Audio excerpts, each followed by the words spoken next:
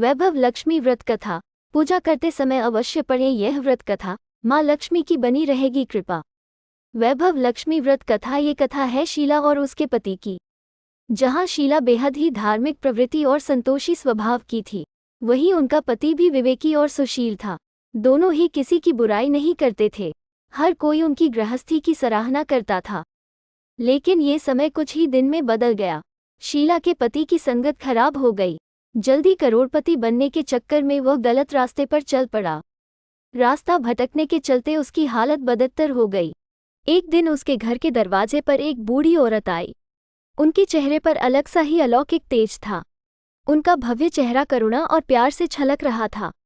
उन्हें देख शीला के मन में अपार शांति छा गई। शीला के रोम रोम में आनंद छा गया।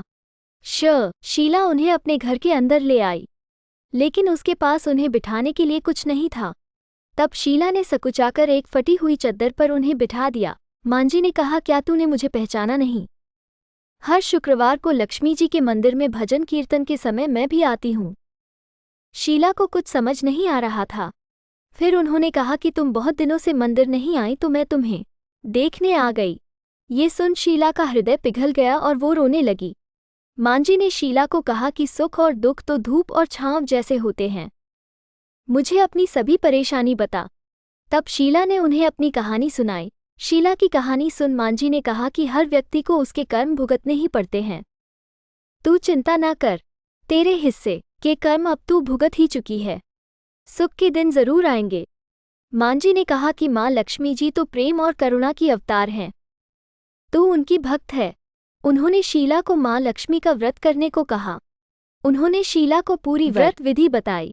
मांझी ने कहा, बेटी, माँ लक्ष्मी जी का व्रत बहुत सरल है। इस व्रत को वरलक्ष्मी व्रत या वैभव लक्ष्मी व्रत भी कहा जाता है। इनका व्रत करने से व्यक्ति की सभी मनोकामनाएं पूरी हो जाती हैं। साथ ही व्यक्ति को सुख संपत्ति की प्राप्ति भी होती है।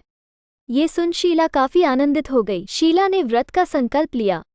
जब उसने आंखें खोली तो उसके सामने कोई भी नहीं था। वो हैरान रह गई कि आखिर वो मांझी कहाँ गई। शीला समझ गई थी कि वो और कोई नहीं बल्कि साक्षात लक्ष्मी जी ही थी।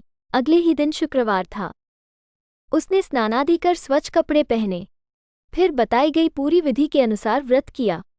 फिर सभी को प्रसाद भी वितरित किया। अपने पति को भी प्रसाद खिलाया। इसके बाद से उसके पति के स्वभाव में फर्क पड़ने लगा। उसने शीला को मारना पीटना भी बंद कर दिया।